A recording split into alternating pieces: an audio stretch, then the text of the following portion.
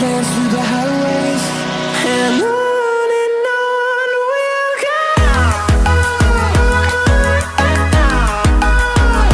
Up, everyone. This is the third edition of the Ozone Gaming Podcast. Today, I'm the captain of the Ozone Gaming CS team. We have Phoenix. He's captain of the Ozone Nation CS team, and of course, our gracious owner Troy. Tragic Plays. Got a couple topics to talk about. First up, since we're the CS captains, we got Counter-Strike to talk about, obviously, and just some other stuff. So we can get it started. Troy, how do you feel about us being a Counter-Strike team? What was your initiative or idea for picking us up? Well, I've always wanted, because we've been mainly a Call of Duty team in the past, and I've always wanted to get into a new game. And when you look at Call of Duty and CSGO, it's similar, but they're not the same. And I've seen a real good opportunity with these two teams, so I made the move, and I made sure I got both of them. Nice. I really like it. I mean, you guys seem pretty cool. I mean, even just from talking to you guys on Twitter, you guys were really nice to us. And even when we were going through all those roster changes and stuff, you guys were super understanding, and it was really awesome. So I'm glad to be here too. So hopefully we can get some Counter-Strike gold for you guys. I mean, you already know me and Tez have never had an issue with you guys. You guys are always really great. It's what we aim to do. We aim to make it better for everyone. So. Right. I mean, and then ever since, like I said, you guys were gracious with us in the roster changes, and we were able to pull that off pretty well, and we're looking pretty good. And everyone was even just from when I was on Ozone, initially, with Danny and all those guys, everyone was pretty anxious to get back. I mean, we didn't really know if you would accept us back after all the roster changes, but since you did, everyone's pretty happy in the way everything's ran, and then even the podcast seems pretty cool and all that stuff too. And then I don't know, Phoenix, you said you guys were in and out of it too, weren't you? Yeah, I mean, I wasn't originally a captain when we first joined, but I mean, me and Tez, we never were treated badly here. We were always really excited to play here. I mean, we came back because this is the best org we've ever been in as of this moment. I mean, I'm always happy to play for you. It's a pretty good time here.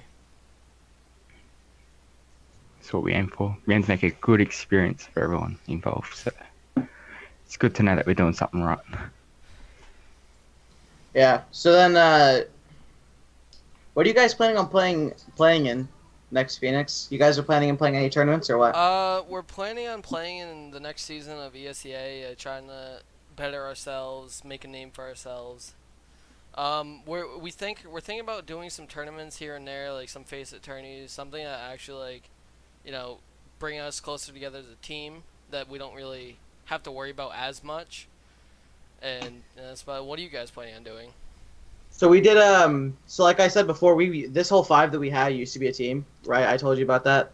We played back in July. We played in SEVO summer shootout, September, I don't remember. I think it was July, so it was summer shootout. We lost. We ended up getting kicked out in the 4th round after playing pretty well. And so we're going to try to play in more of those. SEVO hosts these monthly tournaments at the end of the month most of the time. So when December comes around, hopefully we'll play in that. So then we're going to play in ESEA and hopefully a couple other small tournaments, whatever we can get into just to play and constantly play. So ESEA hosts qualifiers for big LANs, and realistically we won't make it to the big LANs, obviously DreamHack and IEM Oakland that's going on right now, which we can talk about, but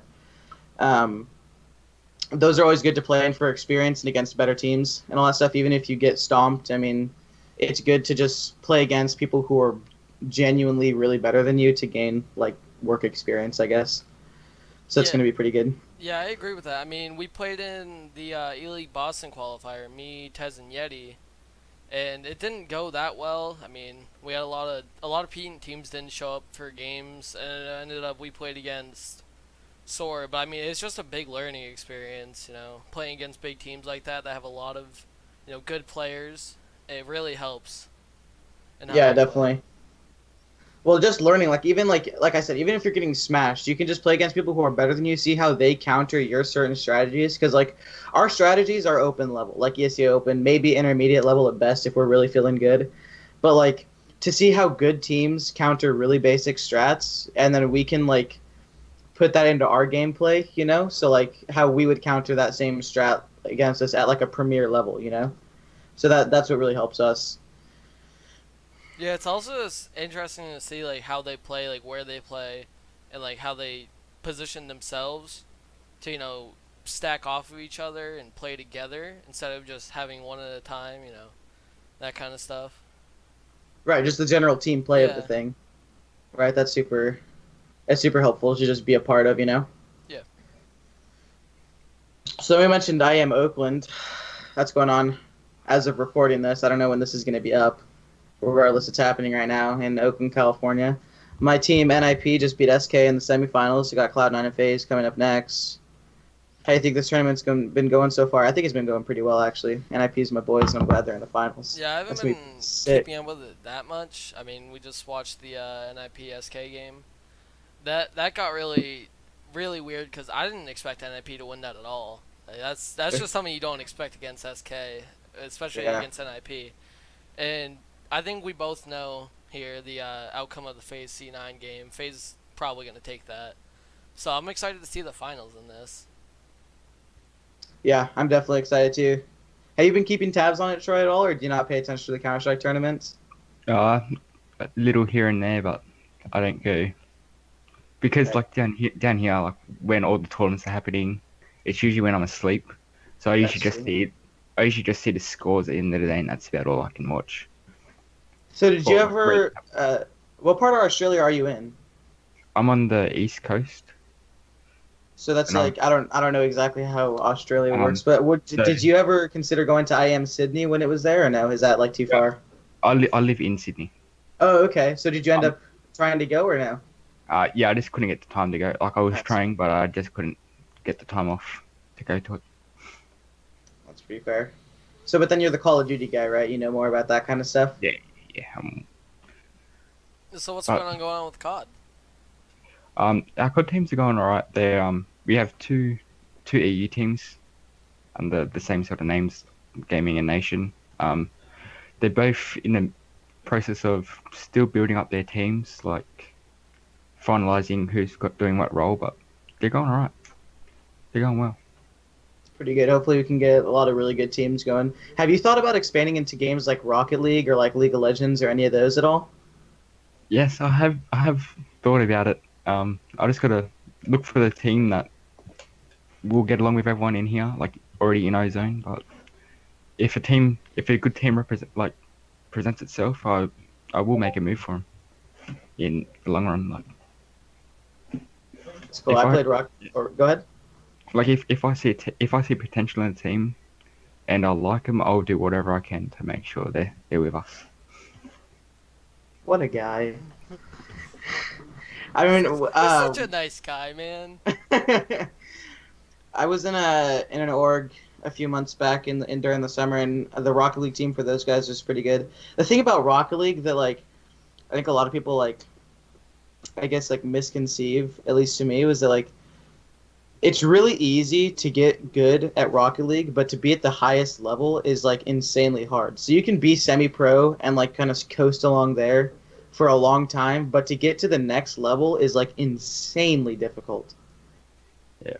Yeah, I've played some Rocket League with my friends every once in a while. Yeah, it's very difficult to get better at yourself. Once you know the fundamentals, it's pretty easy. But especially to get to that next level of being pro is pretty difficult. No, yeah, definitely. Yeah, even just watching, I mean, Christ, watching Rocket League guys play, I mean, that game is crazy. Like, it's just over my head, honestly, the whole time. I don't understand how they do that at all. Yeah, I've watched like one or two tournaments. And I'm just like, how are you guys even doing this? Like, cut it out, man. Make Yeah. me looking bad. Thanks, buddy. So anyway, to get back on track, we were talking about our Counter-Strike teams. So, this team we're on right now, a little bit of league experience going into the open season. We played in, let's see, how many of us? Three out of the five of us that's on my team right now. We played in CEVO Amateur Season 13, or 12 rather, back in February, March, maybe April. I don't quite remember. so we have some experience hopefully going into Open to do well, and the chemistry together is pretty good too. So, what about you guys? You guys have any I season mean, experience besides the Boston I qualifier? know me, Yeti, and Tez, we've never had league experience together. I can't tell you about their league experience by themselves. But I know I've been in a couple leagues with an old team. I've been in and out of the competitive scene for a while. And I know N1, one of my other players, he's been in and out of leagues. He's been playing some tourneys. So I think we have a pretty good shot of doing decent this season, as long as we get ourselves working together and get ourselves situated where we all feel comfortable with each other. I think we should do pretty well. That's one thing about Counter-Strike that I really appreciate is that it's not like something to where like I mean I don't know quite how Call of Duty works, but I mean going back to the point of Rocket League, like in Rocket League you have to be genuinely really really good at it to be at a top level, whereas in Counter-Strike you see guys like a team Mythic Reborn, their stream team in MDL. They got guys like Lex who aren't like aim wise the best, but they're fundamentally so good that they just can like outplay and outsmart other players. And that's a thing to where like if you're a team where you don't have great aim, like for example us, I mean I don't know about you guys, but like our aim isn't top tier, so we have to pretty much just out angle people and out like teamwork them to be good. And if that's your hustle, then I mean go for it. We're not phased. We can't out aim everyone. So that's something if you want to grind towards, it's definitely like a good path to take. Yeah, there are two sides to Counter-Strike. It's either, I mean, normally people can do both, but it's either you outsmart somebody or you out-aid them. And normally outsmarting somebody is the best way to win. I mean, there's no other way around that. If you're getting outsmarted, it's kind of hard to, counter that. If you can continuously either do one of two things, one of them is shooting people when they're not looking at you. That's something that's definitely like useful to do. Oh Jesus, I minimized the whole thing. That's definitely something useful to do, right? Sorry. Is shooting people when they're not looking at you. So just out timing people, right? And then there's obviously stuff like making every fight you take with you and one other teammate. So you're never taking a 1v1 fight that you might lose. It's always a 1v2 fight that you're trying to take. So, for example, I mean, you're shooting someone while he's looking at you, but your teammate's also shooting him in the back. Then you guys both live, hopefully, and you guys get that kill. It's a 5v4 in the round. Hopefully go on to win it. And just stuff like that, instead of just taking a 1v1, just out teaming other teams, really, is definitely something that you can work towards. Yeah.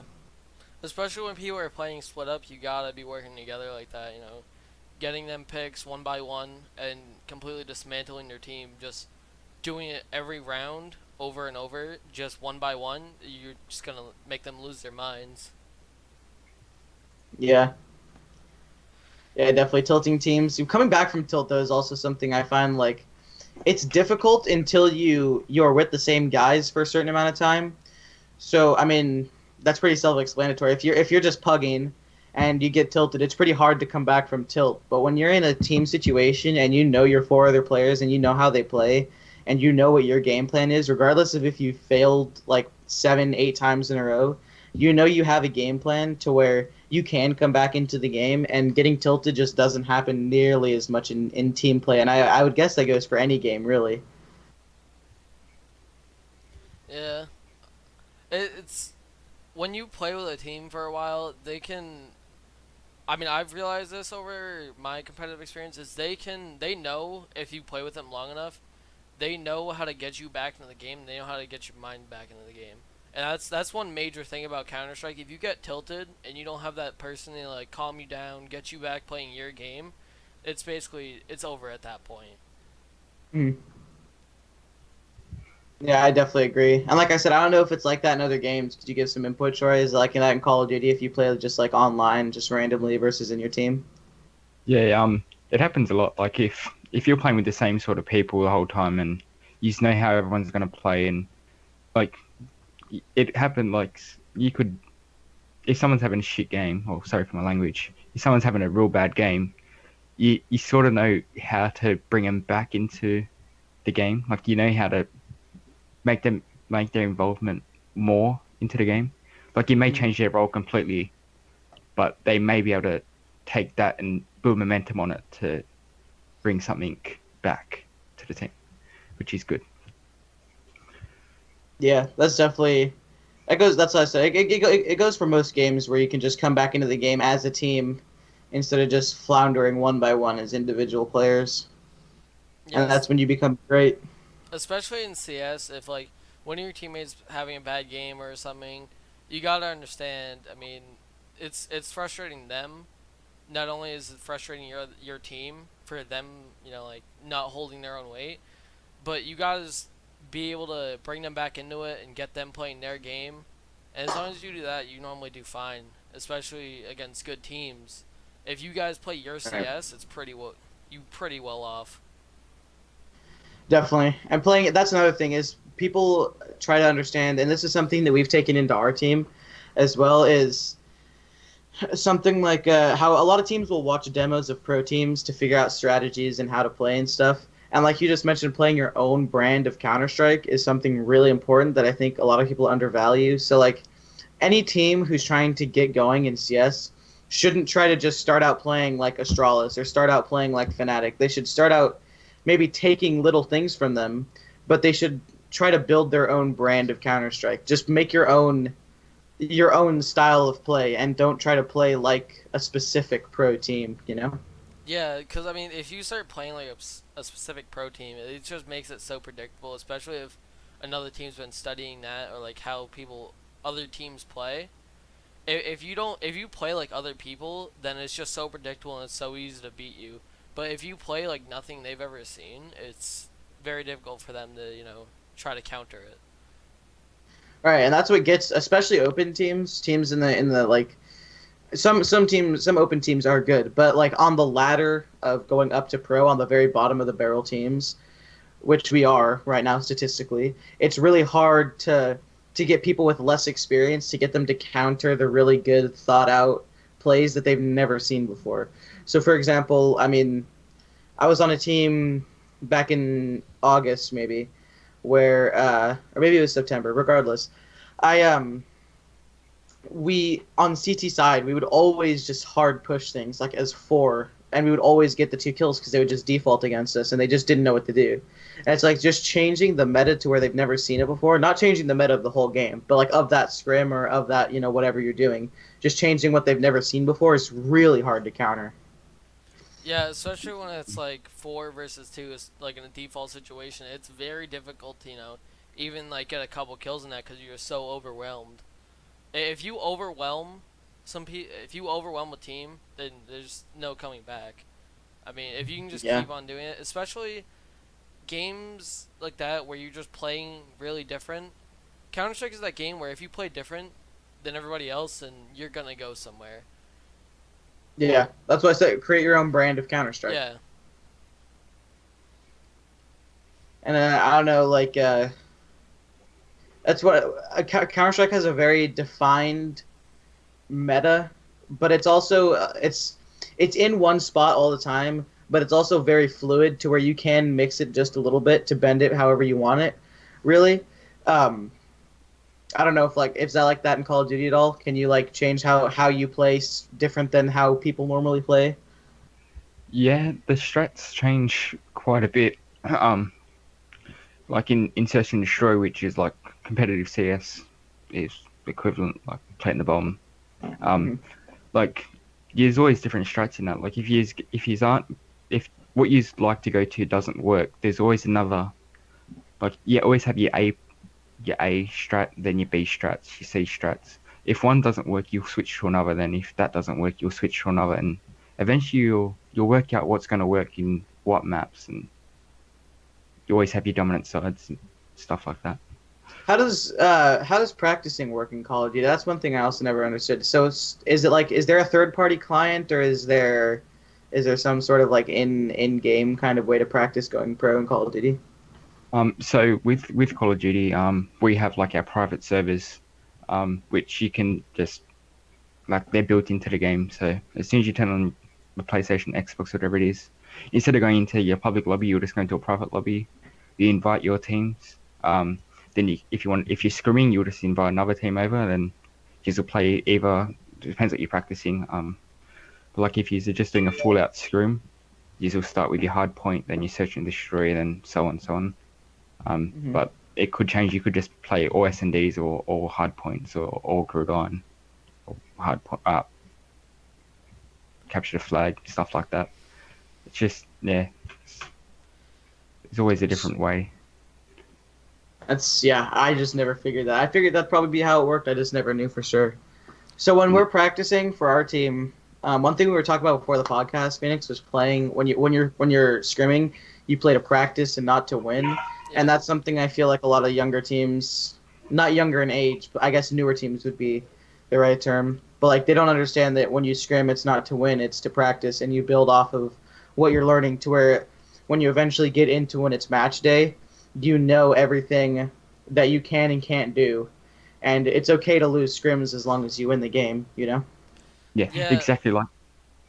Go ahead. Go on. Well, like the way I look at it is if you're going to a scrim and you absolutely like stomp them, you're practicing against the wrong teams. Like you want to be practicing against a team that's on the same level, so that you can take what you're doing wrong and you can take what they're doing right and build one. If you're going in and you're like absolutely like destroying a team, you don't know what's going to work and what's not going to work. Like you're practicing against the wrong sort of team. So that's the way I look at it. You'd want to be playing someone around that level. Yeah, I mean, I know my team, we all know that it's a learning, scrims are to learn, but I mean, it's always nice to win these scrims, stuff like that, especially when it's like a really close game. Close games are the funnest because it's so back and forth. It's really fun to play, especially when you make a comeback. Stuff like that is it's really fun. And well, yeah, obviously there's point in scrims where you're just like trying to win. I'd say initially, I mean, so for example, this is how my mind kind of works. In Counter-Strike, you have first half, second half, T, CT, whatever. The first half, whatever side you play on first half, that's when you try to learn and practice and learn new things, try new things, kind of learn in the first half of the game. The second half of the game is where you try to close it out or make a comeback and play fundamentally good, like you know how to. So, for example, if one scrim you start out T side, you learn your T side, you practice your T side. Then when you get to CT side the next game, you try to actually close it out or win the game or whatever. Then the next game, you'll start out CT side. You'll learn CT side, you practice CT side, then on T side, you know, et cetera, and just go back and forth and back and forth. And then eventually you'll be efficient both ways, you know? Yeah. So, back to... I was going back a little bit, but back to playing your brand of CS. I was going to say there's multiple ways to play CS. There's no one defined... Like you said, there's always one meta to play CS, but there's always different ways to play as yourself and play, you know, for your team. It changes every single game on how you play, and it's very situational, especially in Counter-Strike. Mm-hmm. I feel that too. That's why I said it's very in one spot all the time, but the in one spot is very, very flexible to how you can beat certain teams. Yeah. So that, I mean, that's why there's so many different strategies to Counter-Strike, because it's been around for so long that there's so many different things you can do, but there's also so many different ways to counter one specific thing. Like every move you make in Counter-Strike as a team, as a unit, there's at least 3 different ways to counter it. But there's also 3 things you're countering by doing a specific play. So it really just comes down to how good your in-game leader is reading the enemies, what you're going to do as a team to counter them, and what kind of work you produce. Yeah. That's why it's really stressful to, you know, be in IGL, because you have to not only worry about what your players are doing, you also have to be thinking about what the enemies are doing and how they're set up and how to counter it. There's a lot of thinking involved as an IGL. It's not just, oh, let's play and let's try to frag them. It's it's much more. there's much more like thought process into it, and I don't think a lot of people like get that about Counter-Strike. I was the in-game leader for my team up until very recently when we made our roster changes a few weeks back. I was the in-game leader, and it's just so stressful, man. It's so much more than even just calling, okay, we're gonna take A or we're gonna take B. It's so much more than that, and a lot of people, I think, not only in just North America, because I was going to say just NA, but all over, like, everywhere in Counter-Strike. They look at their IGL, And if they're not doing a good job, they say, "Oh well, I can IGL. It can't be that hard, right? We have all of our strategies. Just pick one that works." And it's just like it's so much more than that. Yeah, And it's it really irks me. Even though I'm not an IGL anymore, I tried it, and I have so much more respect for IGLs now than I did before. It's just so stressful, man. I don't know how people do it.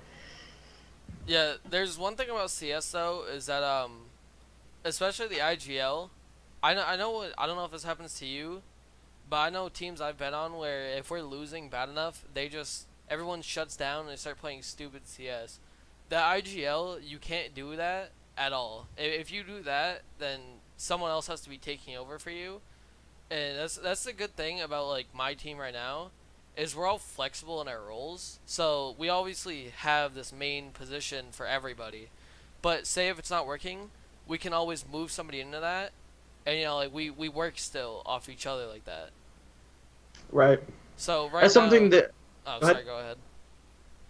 All right, well, Okay, N1 right now is our IGL. I mean, I was IGLing for a little bit, and then I decided that I can't do this. It's not gonna work out for the team, so N1 decided to step up and take over. But that doesn't mean to say like he can't think of something or he's not reading the enemies well or something like that. That doesn't mean somebody like me or Yeti can't take over for that, and Right. you know, bring the team to a W.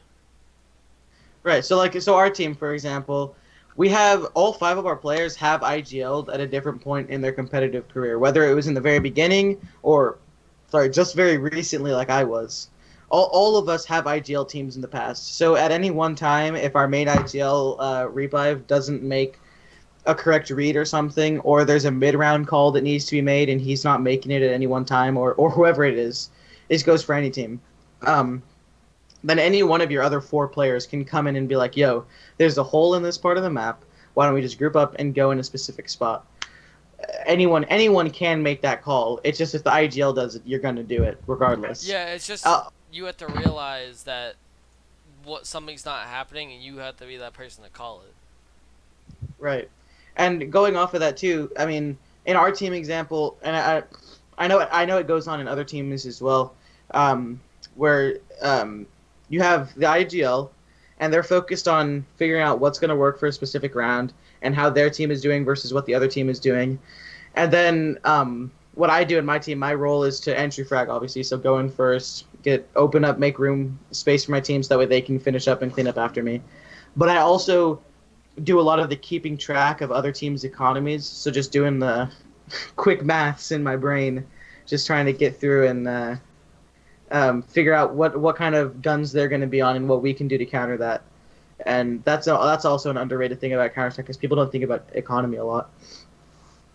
Yeah, that's one thing. I mean, I need to kind of work on that. Is I don't really pay attention to economy as much. I mean, I realize like if they're on eco, I mean, I realize that like hey, they might, their economy's a little bad, but I don't really keep track of it like every round. Like say if they lose, I'm not that person to keep track of it in game.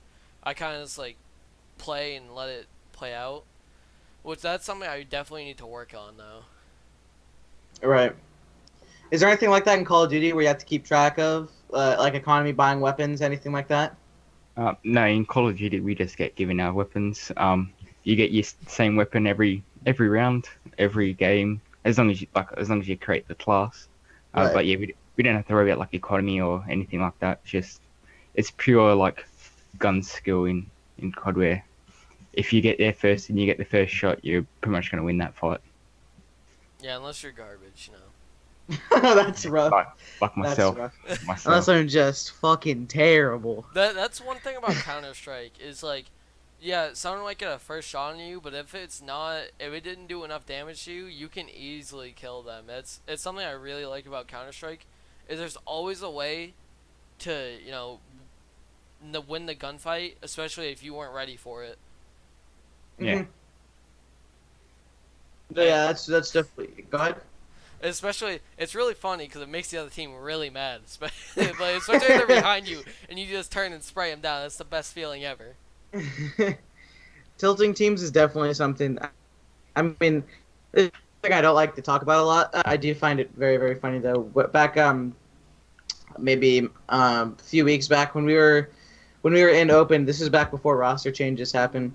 We were scrimming, getting ready for Inferno, that map, and we were practicing. And there was a team we practiced, and they were streaming, right? And we didn't know it at the time. We weren't stream sniping, I promise you that. But we didn't know they were streaming at the time. However, at the end of the game, we went to their profiles to see, what their ranks were, what their stats are, like if we played like a decent team. And on ESEA, if you go to a certain person's profile and they are streaming on Twitch, they can link ESEA and Twitch, and it'll show that they're streaming on their profile. So we went back and we watched their demo or their VOD of the stream, and we actually made these guys break up because they tilted so bad. We made them stop teaming together because we beat them so bad. It's not that we beat them, like the scoreline was close. We beat them 16-14. But the fact that we made such a good comeback against them just split them up. Like, they just didn't want to play together anymore. They were yelling at each other, and it's just awful, and they tilted bad. Yeah, I've seen with your old team, I mean, me, Yeti, and Tez, we were on a team with a couple other guys, and we watched I forget who was streaming. It might have been Hyperion. That's our streamer, yeah. We've watched we watched a stream one night, and you guys were playing Nuke, and we literally, I'm not saying that there was like something bad there, but we found out the exact way to beat you and the exact way to tilt you guys, and it would have been so great if we actually got to scrim you. It would have been funny. What was our hole? Tell me. The whole is that your calls are so late. And there's one more thing with that old team, is if you hit a nutty shot on you guys, one of you guys would start freaking out, and like all the calls would be just so terrible. Yeah. No, I was in-game leader on that team, and I used to get pretty mad at stuff like that. Where, I mean, if I made a call late, that's my bad. But if someone didn't listen to my call, or I have to repeat myself, or if calls just get jumbled, that's really tilting too. I was at the point on that last team where I just didn't even feel Counter-Strike anymore. Like, I just didn't feel any drive to do anything. So we were statistically not going to make playoffs. So I was just like, we're moving on. I'm not going to deal with it anymore. I'm just so fed up with me being bad and my teammates not listening to me, and it was just bad. So you guys didn't finish the ESCA season though, did you? No. What was your record for it? We finished 6-6, and the way ESEA works is so you make playoffs if you go 11-5 in open. If you win 11 games, lose 5 games, you make playoffs. Now, there's also a few teams where if you go 10-6, you make playoffs, but those teams that go 10-6 can't have any forfeit wins because that doesn't count towards your round differential. So even if we would have won our last 4 games and gone 10-6, we had 2 forfeit wins. So we weren't going to make playoffs regardless. And I was just playing awful, and my teammates were playing awful, and we were just mad at each other constantly, and it just wasn't working out. Well, I hope you guys get to play out this year. I would really like to watch that. That would be lit. I mean, we're obviously a new group together. I mean, me, Tez, and Yeti, we've played together, like I've already said. But the other 2 we brought in, they're completely new. Like, we've played with them before, but not on teams or competitively. So it's going to be a new experience for all of us, like, playing together. So I don't know how well we're going to do, per se. I hope we do well, but I don't think we're going to make it to playoffs. But obviously, if we work well this year and we stick together, I think we have a high hopes for next season. That's definitely something that a lot of open teams don't understand. And to a point, this is a little bit hypocritical because my team just broke up after not finishing open. But if you just keep working and stick with the same 5, if you consistently keep working, you will eventually have the cohesion and get better together as a unit to where you can beat teams that you were once a lot worse than. And obviously part of that, just to save face, just a lot of that is being happy with your teammates, even if you're losing, keeping a positive attitude. And that's probably one of the hardest things with any game, is keeping a positive attitude after being stomped or whatever it may be. If you can stay together and be positive and keep moving forward, you'll be a much better team than you were even a month or 2 ago. Yeah, I agree. So, Troy, how do you think, how do you feel that Ozone's going to do in World War II for COD? With our teams, we're gonna go pretty well. Like, I have high expectations for these 2 teams, and at the moment they seem committed to it, so it'd be good to see how they go in the first league or tournament that we get them entered into, and we'll go from there. Like, Yeah, how do tournaments work in there? I've played Call of Duty before. I used to play, but I mean, I've never like actually like gone to the tourneys or anything. Is it just like one main tourney, or is it like Counter Strike where there are a bunch of like small tourneys and big tourneys? so with the Call of Duty, like the pros, they have like it always changes. Like they might have like 5 one year, then like 3 the next, and then like they might get 8 the year after. But their events are always changing. But they have like main events, and then like COD champs is your big one. Like everyone wants the champs. It's like it'll probably be like E League. I'm not sure if E League's a big one, but it's sort of like if you win champs, I'm guessing it's sort of like winning E League or like a major. It's Mhm. like a, So, but so most tournaments in Call of Duty though are open. So like the big LANs are open, right? Anyone can just go in there and play, right? yeah. The so I think it's the top 16 teams with seeds get your pool play, and then anyone can enter, and they go into open bracket, and then open bracket goes from Thursday to Friday, and then the top 4 of that get put into pools, or however many pools there are. Top so many go into pools, and then like the tournament really starts on your Friday and it finishes on Sunday. But the Thursday's your open bracket, so no pro teams are really playing on Thursdays. Right. The, So would Ozone's COD teams be going to those big LAN tournaments, or are we like? It depends on where they are, obviously, because we're European, right? So Yeah. aren't a lot of COD tournaments hosted in North America? Well, it's like there is some tournaments that are based just for Europeans. There's some that's based just for North Americans. There's some that anyone can go to it. Like the ones we'll be looking for is all the European ones because we can't afford to fly them to North America. But yeah, like the EU ones, we'll definitely be looking into getting the teams into to compete. That's gonna be awesome. So have you guys been playing against good teams? Are you a player on one of the COD teams or no? Nah, I'm No. completely different region. I'm still just Oh, as that's far right. away. I'm not paying attention. Yeah, So, I'm still just as far away. So what was my question? Anyway, there's online leagues for Call of Duty too, right? Yeah, like online leagues, like your usual, like there's the Twitter leagues, there's some that we can get them into like through, like game battles and stuff like that, which we will be getting them into before we send them to a major, like big land, but like we'll see how it all goes. They're going to be doing some leagues and stuff, so I wish yeah. Counter-Strike had open big tournaments. They only really have DreamHack. I wish they had open tournaments. I mean, they have qualifiers getting to big tournaments. I mean, we had. Yeah, I think that's one thing I like about Counter Strike a little more is you can't just show up and play.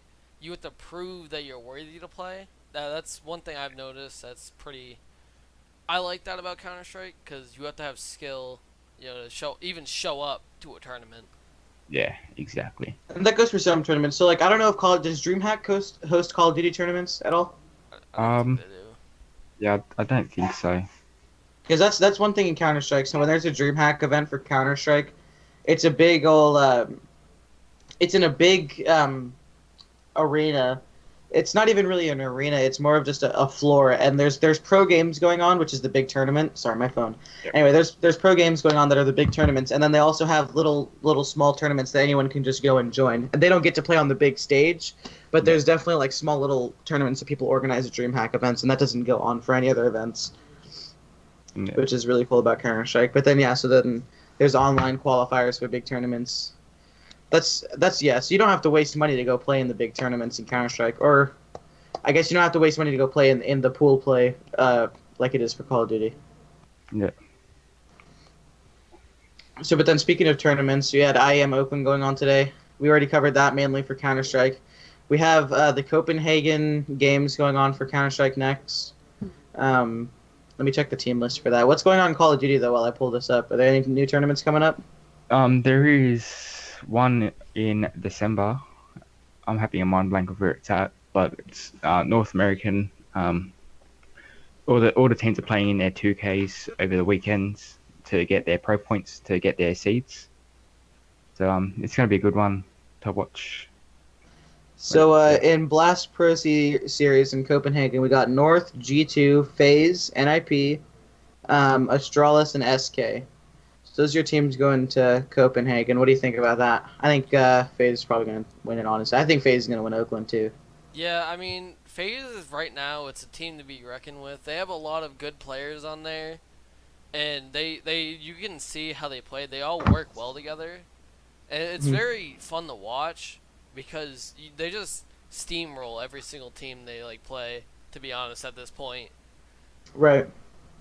I mean, what was the tournament they won a month ago where they didn't drop a single map and almost no one got into double digits on them? What tournament was that? I have no clue. I mean, that's an accomplishment right there, though. Let's Yeah, it happened in one of the past tournaments. I'm not quite sure which one. I know their game versus Cloud9 should start here pretty soon for Oakland. But yeah, so FaZe probably going to take Copenhagen. And then we got ECS LAN is coming up too in Denmark, I think. Or no, that's ESL Pro League. Is going to be somewhere too. I don't know quite who's qualified for ESL Pro League, but that'll definitely be a good LAN. I'm starting to like the international LANs coming back because recently we had a lot of just qualifiers for the majors and stuff like that. We didn't have a lot of international LANs, so that's pretty good. Was it Epicenter? It might have been. I don't think it was Epicenter because didn't Virtus Pro do well in Epicenter? Oh yeah, I think Virtus actually won that maybe. I thought it was them versus Renegades. Where did they play Renegades in the final? They played Renegades in the final of some tournament recently. I thought. I don't know. All I know is that they have a pretty good team there. I mean, if they were, I don't know what they could do to even get themselves better. They're right now. They're a top team. They're when your worst player, when your worst player is one of the best operators in the world in Guardian, like that's really saying something, honestly. Or even Olafmeister. Like Olafmeister might even be the worst player on that team. That's not taking anything away from Olafmeister, obviously, because you got Nico, you got Kerrigan. Kerrigan's a great IGL. You got Rain. I think Rain's severely underrated. I think he's a really good player. Yeah, he is really good. Yeah, I think they're definitely going to start taking a lot more tournaments and go on a Fnatic-like streak where they just win every tournament they go to. It's going to be crazy to watch them play coming up soon. I want to see the Virtus Plow come back. Man, that was so sad. They just sucked online for so long. Yeah, they started picking it up though. Well, whenever they go to LAN, they're good because I mean, from what I hear, Pasha said that every time he's playing online, he's got to take care of his daughter too. It's just like, dude, get on LAN and win some more tournaments for your boys in Poland. Yeah. And then NIP too, they're making a comeback. So like they're in the final of Oakland right now. They've been playing they've barely been keeping their head above water online. But every time they go to LAN, they're always pretty good. I think NIP deserves more credit. I'm a fanboy, but I still think they deserve more credit than they get. Yeah, I mean, when I first started following the CS competitive, they did pretty well for themselves, and just recently they kind of dropped off, and now even beating SK has such a huge following around it, and people love SK. Like you said, you might think they're overrated. I mean, I personally don't think that. I still think they're a pretty good team. They're one of the top teams, but I mean, beating them, that's a huge accomplishment right there. I mean, I think they can go far just based on that morale of beating SK. Personally, I don't think that SK is overrated. I just don't think that they're number one in the world anymore. I think people still think of them as the number one team in the world, or maybe even a top two. But realistically, I think FaZe is better than them, and I think G2 is better than them. And I think SK, I think people still think they're as good as they were in 2016. And I don't think they're nearly as good as they were in 2016. I think that once they dropped, who was it, FNX? I that think they so. dropped off. Phelps wasn't as good as FNX, or he was good, but in a different way than FNX. And now they've got Bolts, and I'd like to see them continue to do well. I like everyone on SK except for Cold Zera. Um, I think that they could do well. I just don't think they're as nearly as good. I think people think that they're better than they actually are. I mean, yeah, I definitely agree that FaZe is like gonna be #1 in the world, or already is. And I think SK still might be too. I haven't seen G2, do anything recently. I haven't been seeing them anything really about them. I mean, The what's been problem going on with with them? G2 is how inconsistent they are. And like we were talking about that before the podcast, is they can go on a streak where they get to the finals of a tournament or even win a tournament, and then they can also get knocked out in groups. Yeah. Like they're incredibly inconsistent. With how good of players they have on there, they shouldn't be that inconsistent. But they are. I think that they can beat SK though. When G2 is at their best and SK is at their best, I think that G2 beats SK. That would be a good match to see. Especially, I want to see when I watch Counter Strike. I want to see the teams at their best, because that proves like how good a team is compared to another. Like FaZe at their best. I mean, I don't think anybody could ever take them down. I really don't. I don't think anyone's gonna beat FaZe in a best of 3. Yeah, but I mean, I hate to say it, I think Cloud9's about to get smashed, and all these Cloud9 fans, they're they're going to. gonna get kind of steamrolled. I think. I mean, I like C9. I mean, that's just basic. You Mhm. like C9 if you're in NA. Yeah. But I mean, I want to see them do well. I think their roster changes. It's sad to see Shroud and Nothing go. They're such old players, and when you think of C9, you always think of them. Mhm. But at the same time, Tarek, he's pretty good. You can't take anything away from him.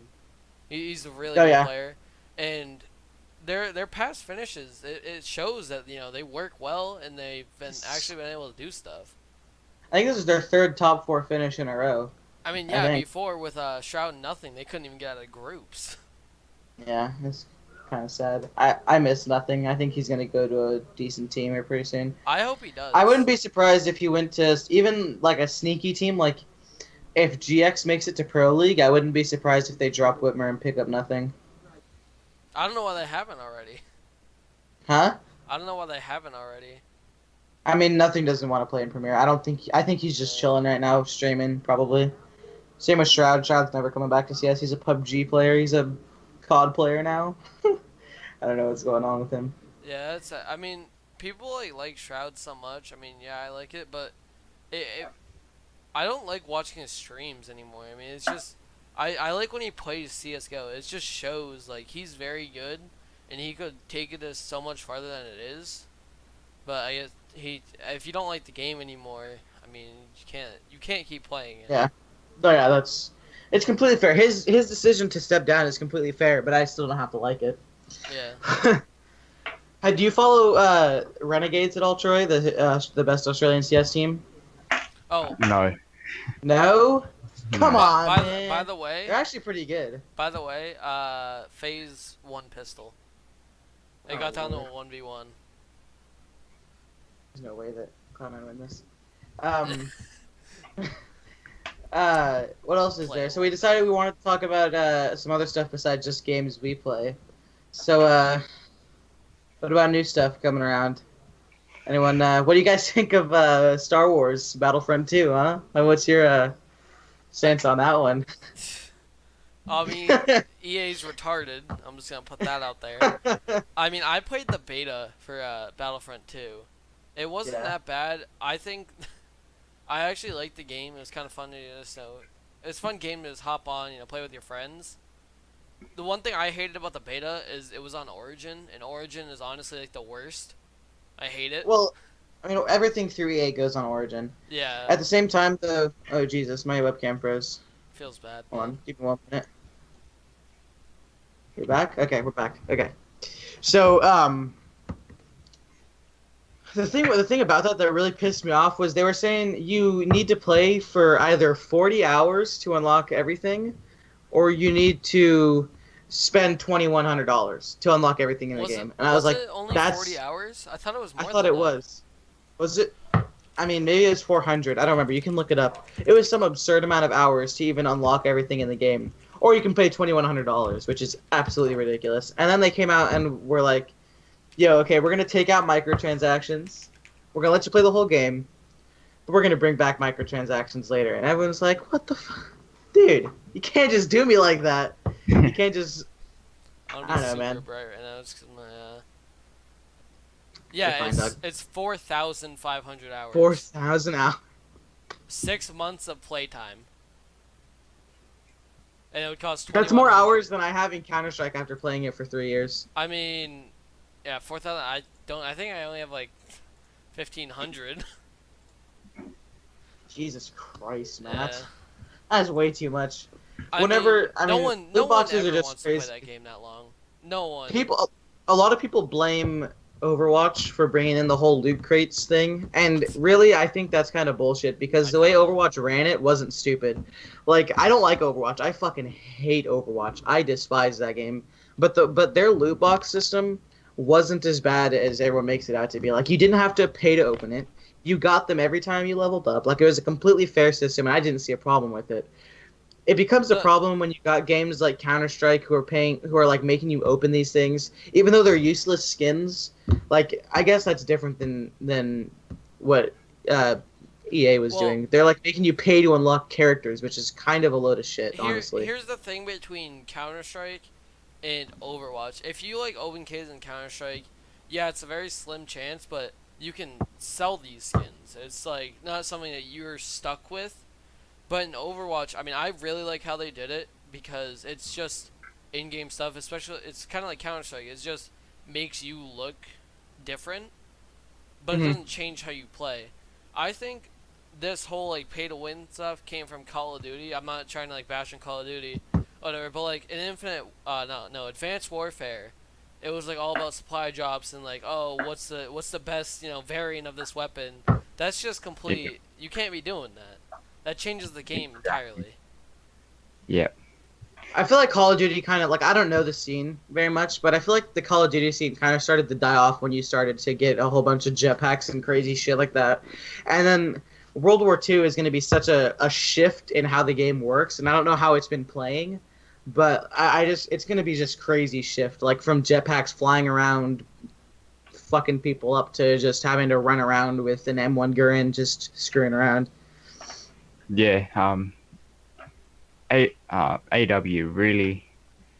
wasn't too bad of a game, but like the last two of the jetpack era just really destroyed the fan base of the franchise. Really, like AW probably started it, but because everyone was getting sick of the usual fucking like same old game, just different maps.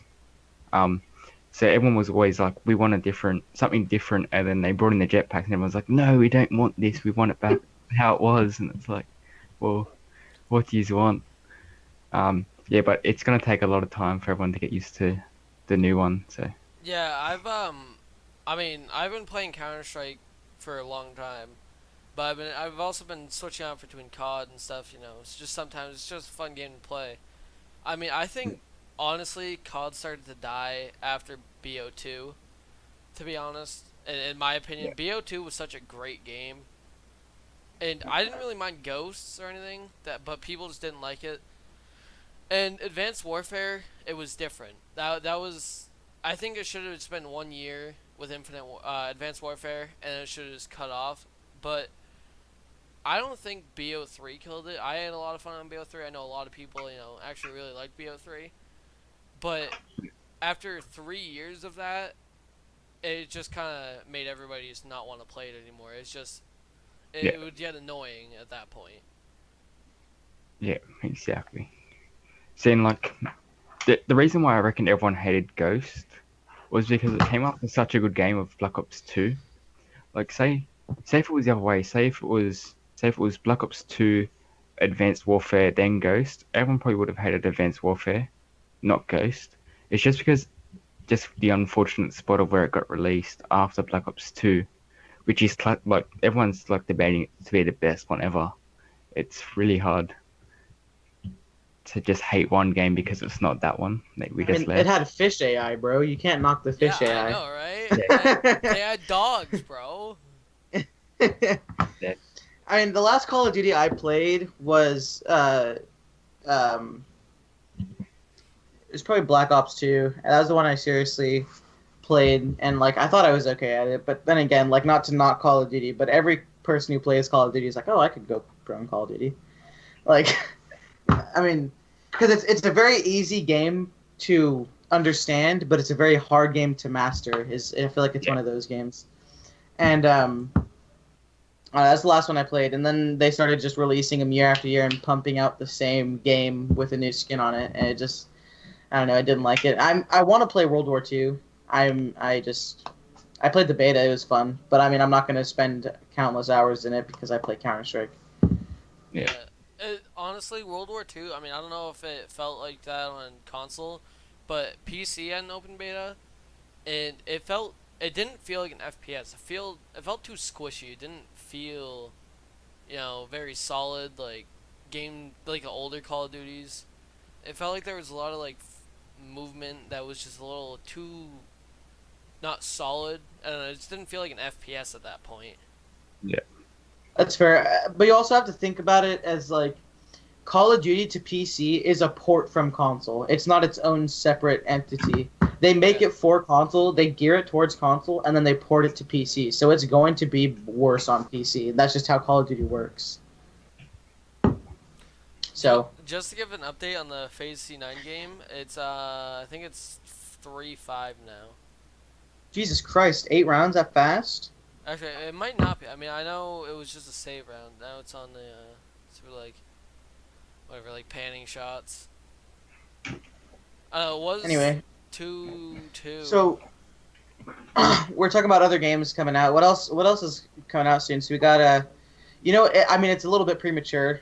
I don't know if you guys have played it. One game I am super unbelievably excited for is Red Dead Redemption 2. Yeah. I'm so excited for that game. Yeah.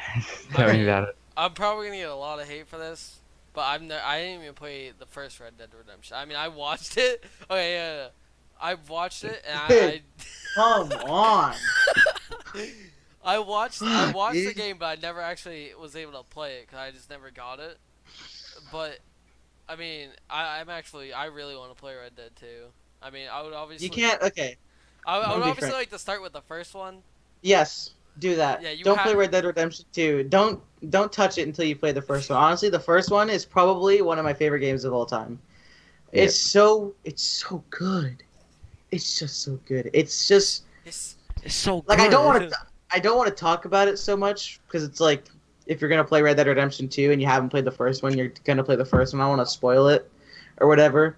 But like it's just so fundamentally good. You get so attached to your character, and it's just like then the physics of the game. Like besides just the story, like the story's already so good, but then just playing the game to play the game is just so fun too. Just fucking around is just so fun in that game. And then when Red Dead 2 comes out, and from the trailer, it looks like it's kind of a prequel kind of deal. I can't wait. I'm so excited.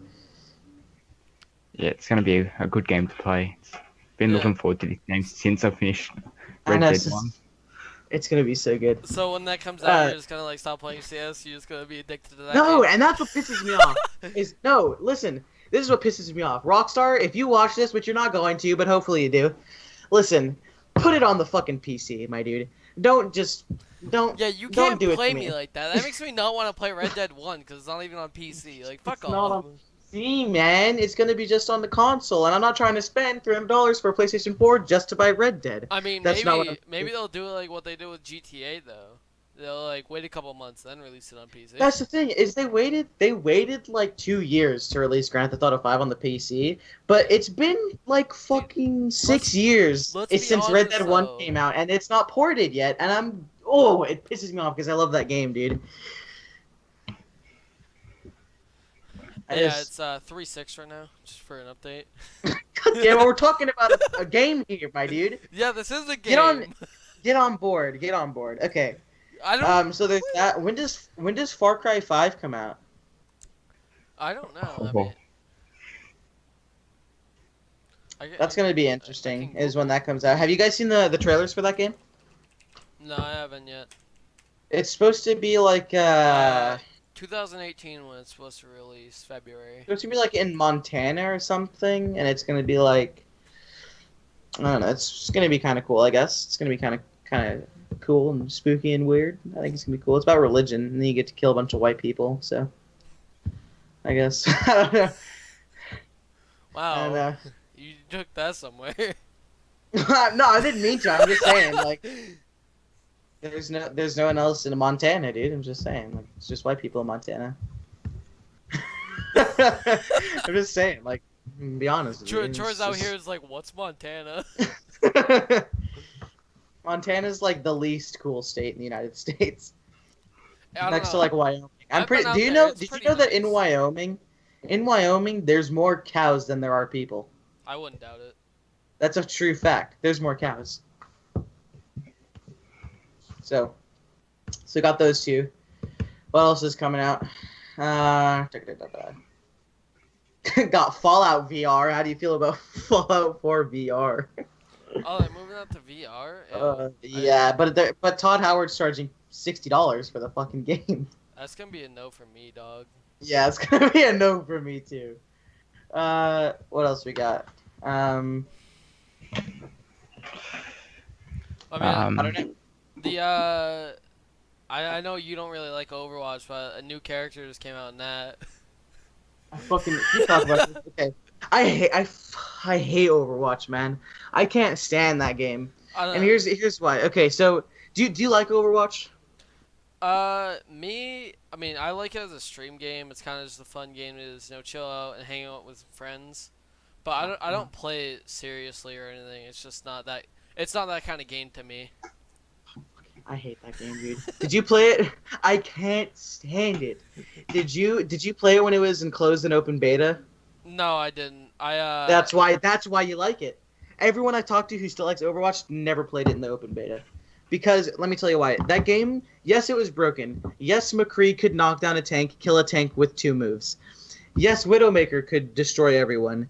Yes, Roadhog's hook was broken. Yes, all this shit was broken. Okay? So no. However, before you even continue game- with that, so you want to get hooked through a wall? Is that what I'm you a want? Roadhog main, so yes, I do want to hook people through walls. You're an asshole, Okay? man. I hate you. No, okay, but to be fair, and then Bastion was completely ridiculous.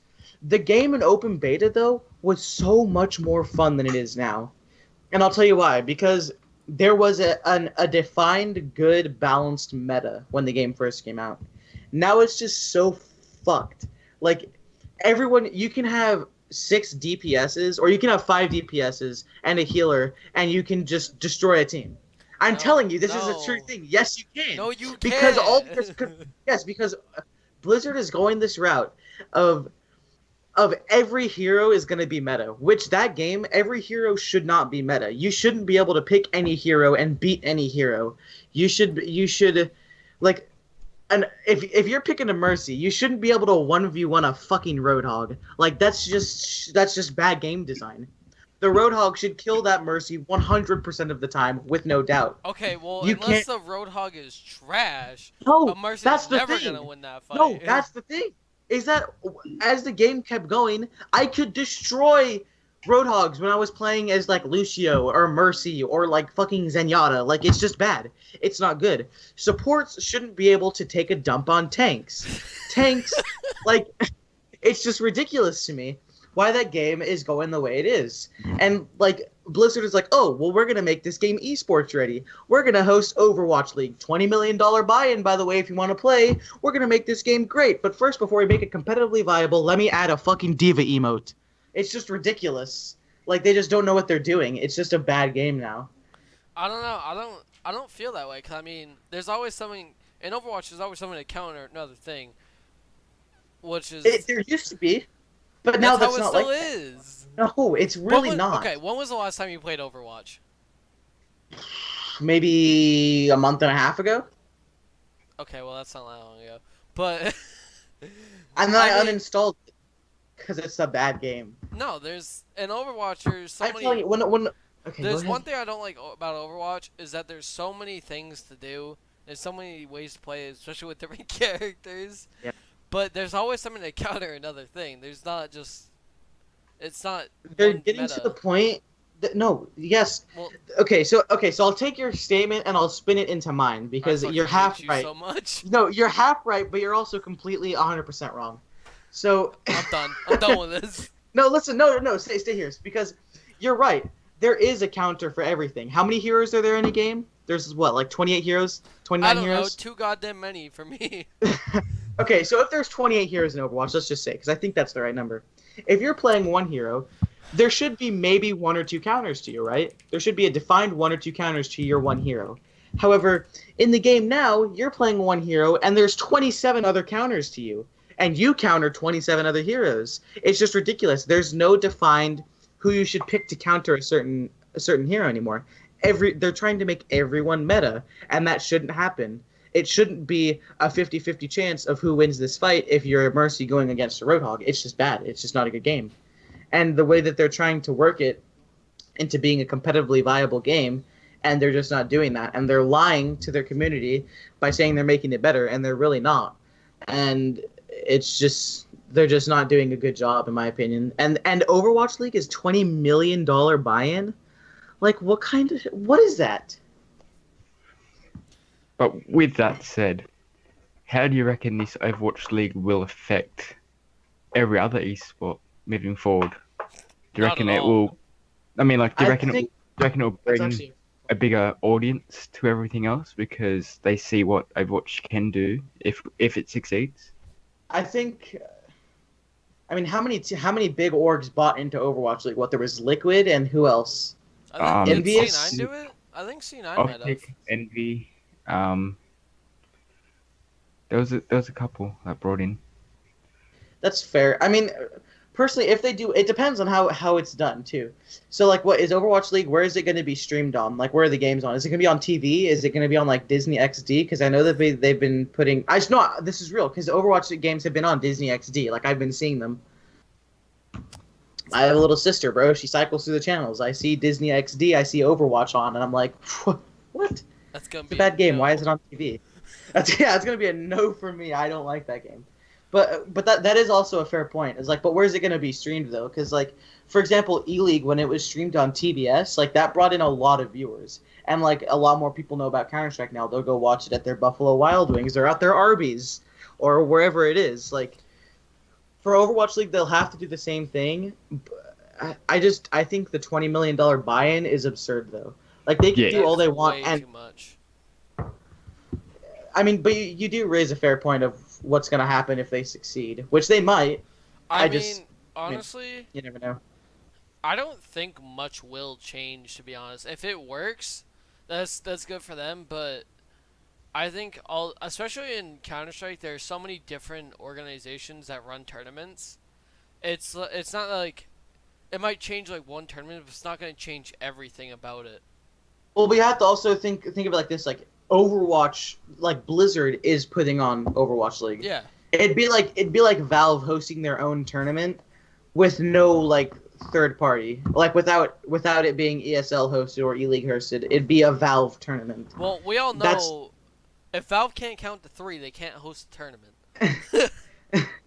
No, but seriously, like I mean, Valve has never put their name on a tournament before. Yeah. Unless they have they with Dota with the International? Because I think that's hosted by a third party too. They just put their name behind it. Be like, oh, it's the Dota Major with the International. I don't Because know. well, I mean, Gabe goes to the International, so I mean, it might be a Valve thing, but they don't. He doesn't with CS majors, and he never puts his name on a CS major. It's always like, oh, I'm Valve. I did Counter Strike, but they never like put anything on it.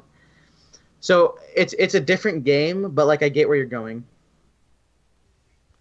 Do you play Overwatch, Troy, or No. have you? Hey, that's my man. Okay, to be fair, I mean, I only play it when I normally like stream. I want to get my stream going, try to boost that. But that's like the only time I play Overwatch is just on stream because it's something that like a bunch of people can play. Like where Counter Strike is more like I'm kind of playing by myself or playing with my team. I don't normally play with like That's- viewers or anything. I don't think that's a fair point. I think you can play with 5 people in Overwatch and you can play with 4 people in Counter-Strike. Like, I don't think there's any difference. If you're playing Overwatch casually, you can play Counter-Strike just as casually, Well, no, but I mean, like when I play Counter Strike, I normally am playing competitively. That's just how I play Counter Strike. I'm normally always playing competitively. But in Overwatch, I know I'm trash at the game, so I'm just like, I don't care. I That's mean, fair. what? That's Go fair. look at my Okay, I'll past give you that. streams. They're all garbage. That's fair. Okay.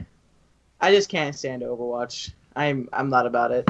Oh, trust me, I I can't. think I can't stand playing it alone, like without like having streams or still like music going or anything. Cause I'll just get tilted to no end. I'm just like, yeah, no, this is gonna be a no. I never want to play so. this You game think about again.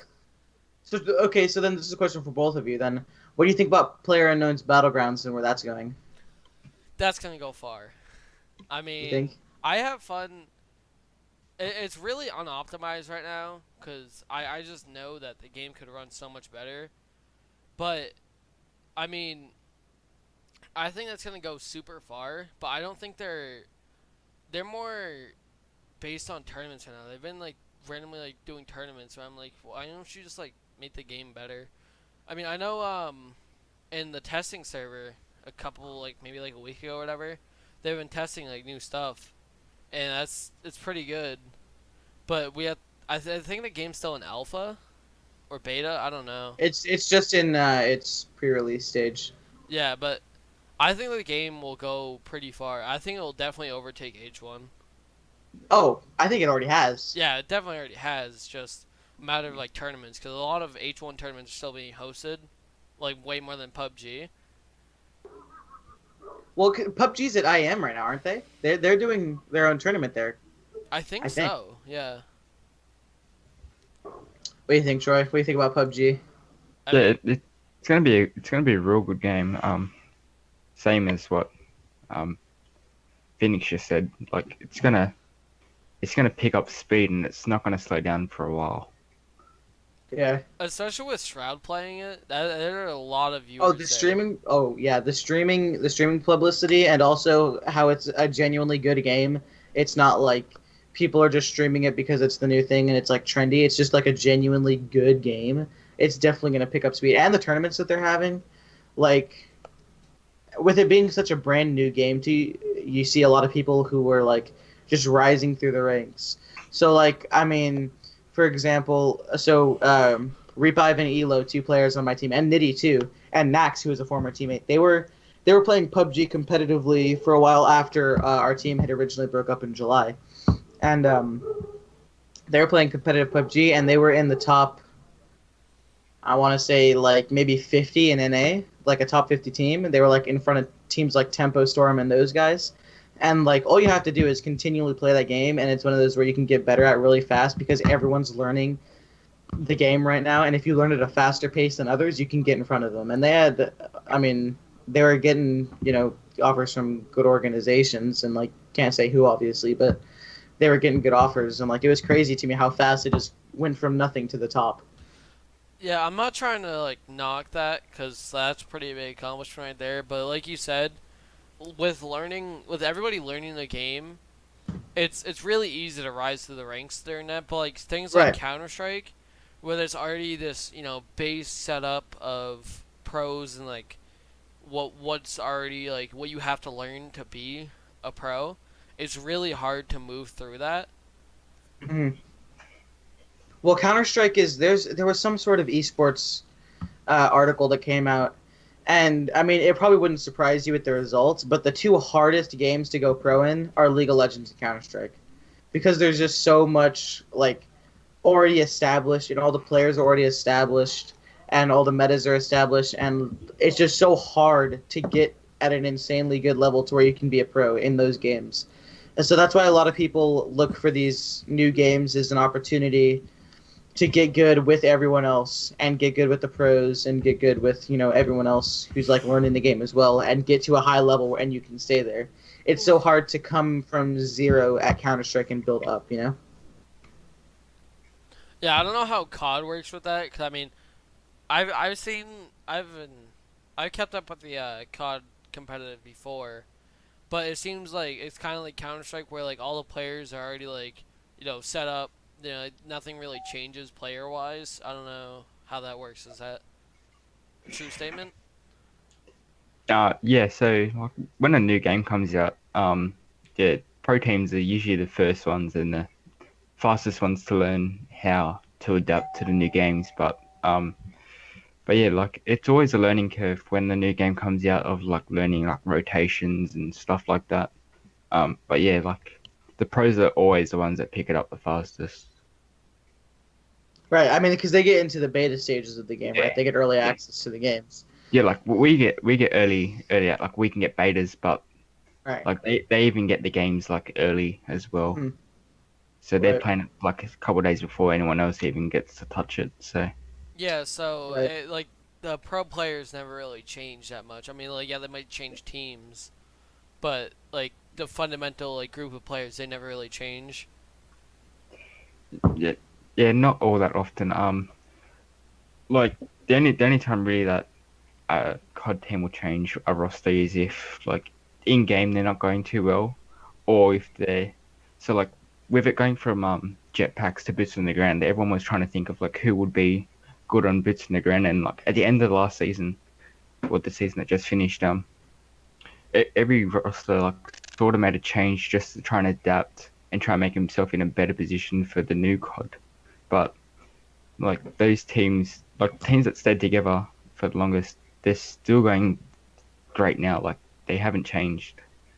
Like they're still So- ranked high. Who's the top COD team right now, like in World War II so far, do you think? Have there been any tournaments yet? Probably not, huh? They've had a 2K, which was last Sunday, and their one's on tomorrow. But currently the top team with pro points is Optic. So Yeah, I wouldn't doubt that. Optics has always been like one of them top teams. yeah, Optic's been up high since Advanced Warfare, so no surprises there with them being up high.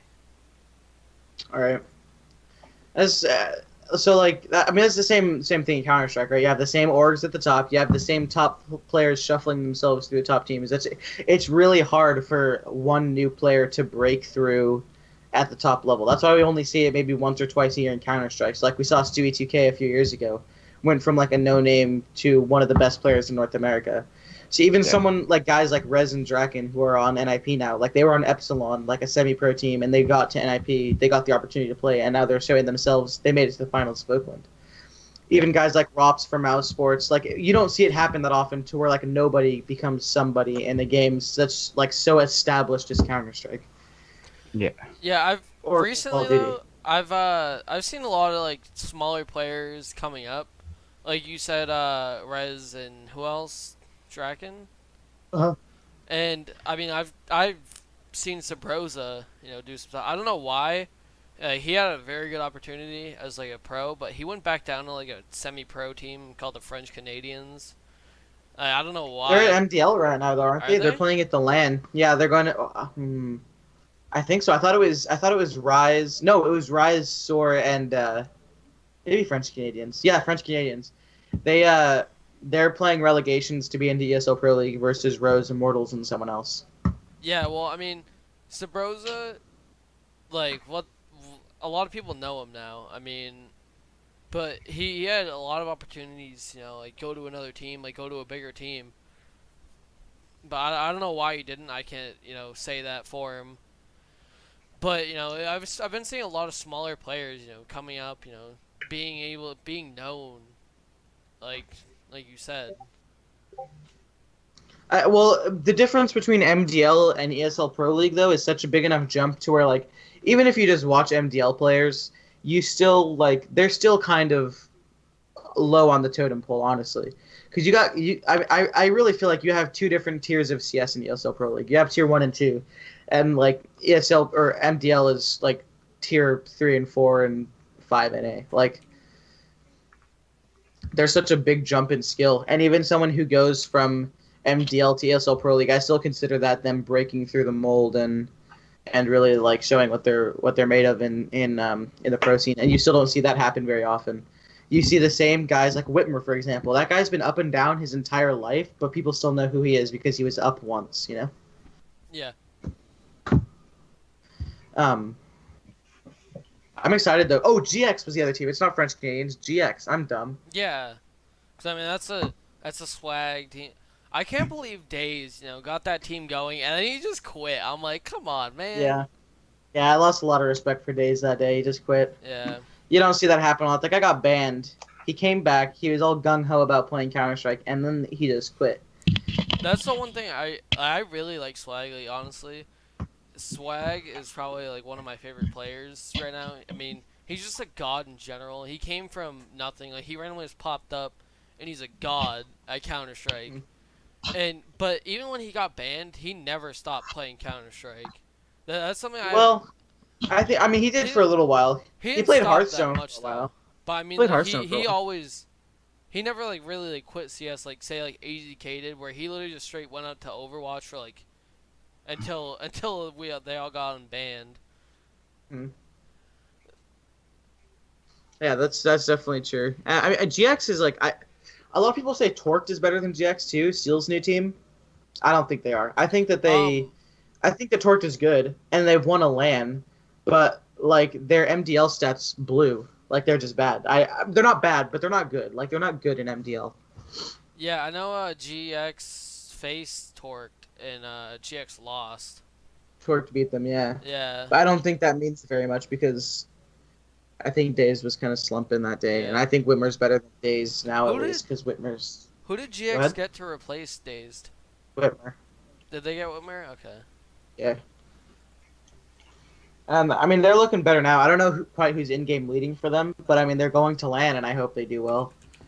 You know what's crazy to me is at the same time, though, like I said, online CS is like GX is better than Torqued.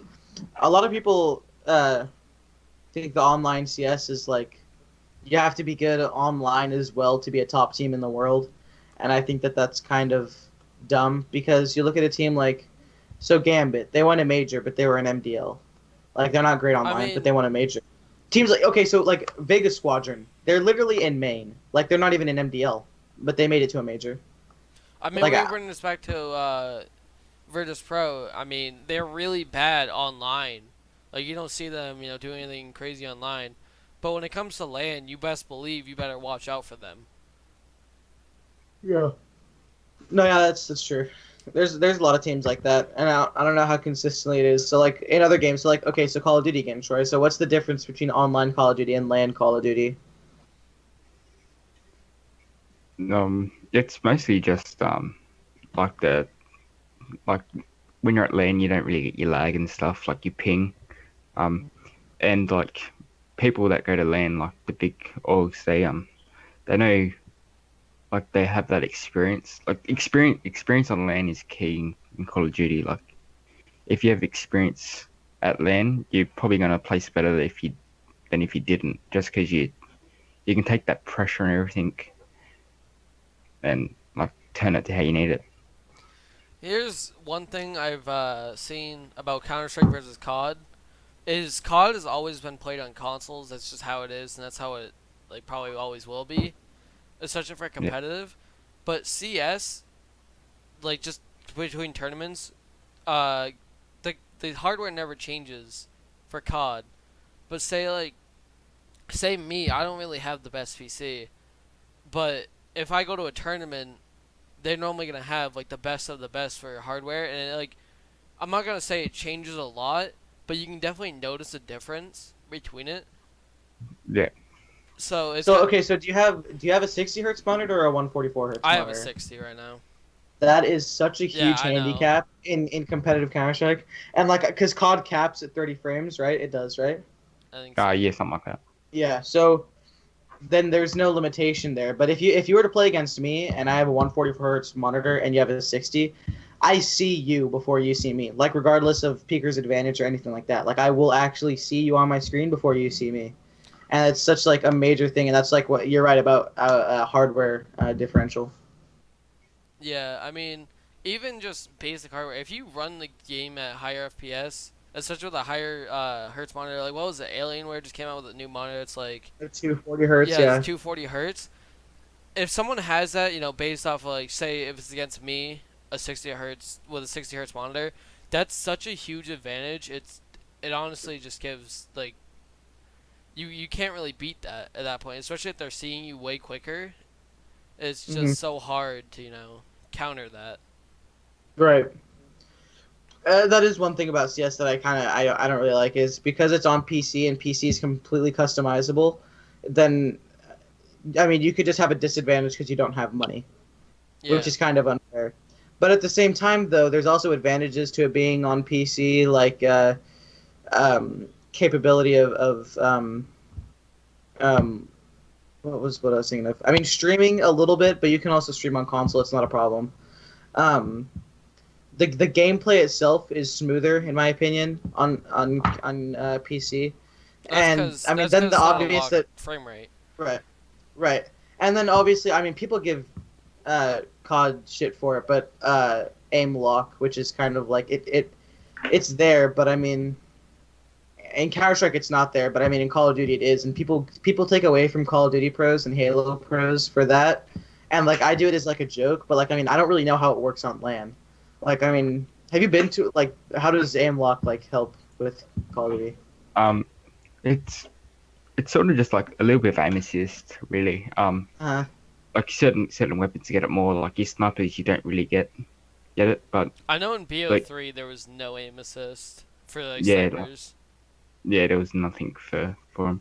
But like it just depends. Like everyone has the same, so it's like a level playing field when you look at it like that. Mm-hmm. But yeah, there's no real advantage to it. Right, and that's I always figured that. I mean, I do it as like a joke, being like, oh, well, you play with aim assist, but like, I mean, it is level. Like, it's not like how one person's like cheating by having it, like it would be in Counter-Strike. Well, I mean, Yeah. here's the problem with, like I already said, COD has like always been played on console and probably always will be. So, with a joystick, it's so like kind of like not controllable, but with a mouse, like you can be so precise in what you're doing. So you kind of need the aim assist in that sense, to even like Right. be decent. Yeah. At the game. No, and that's why I don't understand why people give him shit for it. Yeah. But like, I think I would really like to see COD tournaments being held on PC because It wouldn't work. that would, I don't know, it would add such a different aspect to it. It would make people like understand like, hey, it's harder to do this. It's harder to play different like that, especially between like I don't know why people like compare Counter-Strike to COD. I don't know if you've ever had anybody do that, but like people will compare it to that and be like, "Oh, Counter-Strike's so much harder." Well, that makes it such a better game, especially like when you just outskill somebody. But in COD, I mean, I'm not trying to bash COD or anything, but to me, it's literally just who can hold RT. That's about it. Yeah. I mean, the way you outskill someone in Counter-Strike, though, is different than the way you outskill someone in Call of Duty, though. Like, I feel like that's a fair argument. Like, in Call of Duty, because it's such a different dynamic to the game, like, the way you outskill someone in Counter-Strike is by timing, or, like, having nice flick aim, or whatever. But in Call of Duty, like, it takes flick aim out of the equation, because you can flick onto them and your crosshair will stay there. You can't flick past someone easily in Call of Duty. Like, timing is probably a factor still. Out-timing people is definitely a factor in Call of Duty. But I just out-skilling someone in those two games are two completely separate things, and I don't know why people try to compare them. Just because they have guns in them, like, I think that's kind of garbage. Yeah, I mean, I know one of my friends from school. A lot of my friends, like, they don't like Counter-Strike. They don't play like games like that, which is completely understandable. But I know like some of my friends have tried Counter-Strike and like they just hate the game, and they're just like, oh, the gun recoil is too stupid. I mean, I'm just like, wow, you don't like the game because it takes some skill or it takes some knowledge to play Yeah. the game. Yeah, people don't want to put time into it. I mean, Yeah. Does Call of Duty have much like recoil control to it or no? Yeah, you can control it. Like certain weapons have recoil like more than the others, but yeah, there is. Like it does take skill to limit it. Right. It's a big part of Counter-Strike is recoil control, and when you have to learn how to shoot your gun at such a basic part of, or what seems like what should be a basic part of a game, people just get turned off by it. And the fact that you have to work with your team a lot more than you would picking up a game in Call of Duty. Like, in team play, it's obviously different, but, like, if you're playing casually Call of Duty, you can just hop into a free-for-all deathmatch and just rail people. It's a lot different than I'm playing competitive Counter-Strike. Yep, a lot different. Yeah. Do they have in Halo? They have tournaments dedicated to just free for all. Do they have that in Call of Duty or no? No, not that gets broadcast anyway. At LANs they probably do, but yeah, it doesn't get like streamed or anything like that. All right.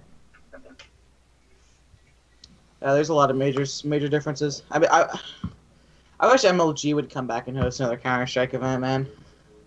That'd be so great. Do they still their Call of Duty one recently was nuts, wasn't it? Their MLG's Call of Duty event. No. What happened? FaZe just won it like 16-8, and they got down to 1v2 with Ska versus I think Kerrigan and I forget who the other guy was. I didn't look, but Ska killed first guy and couldn't kill the second. That sucks. I actually kind of wanted to see FaZe make C9 make a comeback there. C9's never beating FaZe, dude. I promise you. Bet? What do you mean? I mean, I agree with that. I want to see. That would just be such a good game though if C9 beats FaZe. Anyway, as I was saying, what was my question to you, Troy? I totally forgot.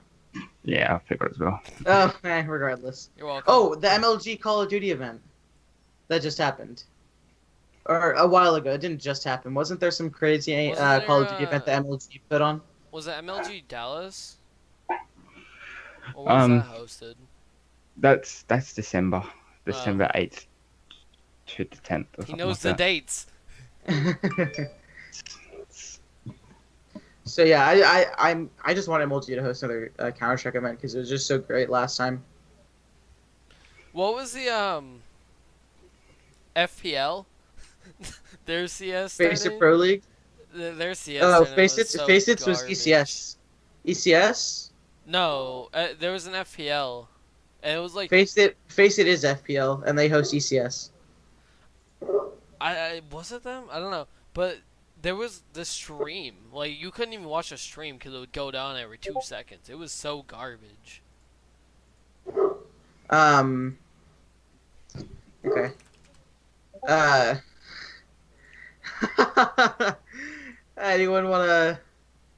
Anyone last topics before we head off?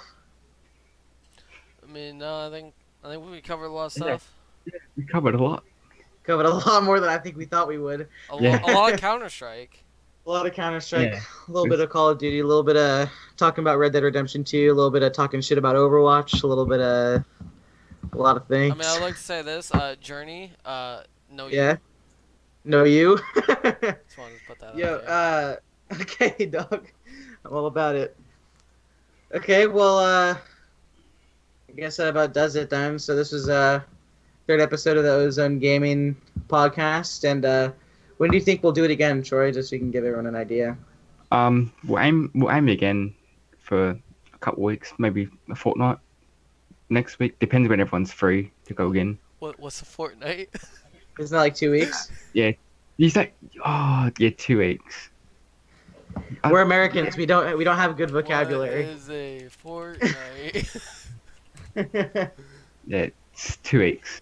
Yeah, 2 Okay, weeks. that sounds about good. Okay, so cool. Well, Non-NAs. Get out of here. so yeah, we'll do it. We'll do it again next time, boys. It was fun. I like talking to you guys. Yeah, it was good. I couldn't say the same to you, Journey. You're just so fun. Thanks, dog. All right. Well, bye.